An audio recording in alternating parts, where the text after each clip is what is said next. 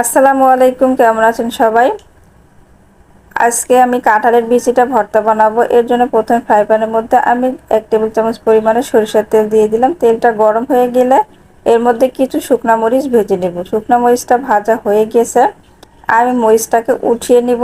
আমি একদম কালো করব না, আমি মরিচটা জাস্ট এরকম রেখে এটাকে নামিয়ে নিলাম। এর মধ্যে দিয়ে দেব কাঁঠালের বিচিটা। আমি বিচিটা এর মধ্যে দিয়ে দিলাম। বিচিটা আমি কিন্তু ফালি করে নিয়েছি, দেখতেই পাচ্ছেন, যাতে তাড়াতাড়ি সিদ্ধ হয়। এটা ভাজা হয়ে গেছে, আমি বিচিটাকে উঠিয়ে নিয়ে ঠান্ডা করে আমি এটা শিলপাটায় ভর্তা করে নেব। আপনারা চাইলে ব্লেন্ডারও ভর্তা করতে পারেন, তবে শিলপাটার ভর্তার তুলনা হয় না। এটা বাটা হয়ে গেছে, আমি এখন এর মধ্যে বাকি উপকরণ দিয়ে ভালো করে মেখে নেব।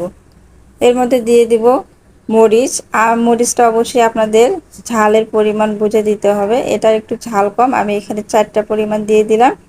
কিছু পেঁয়াজ ভাজা, লবণ দিয়ে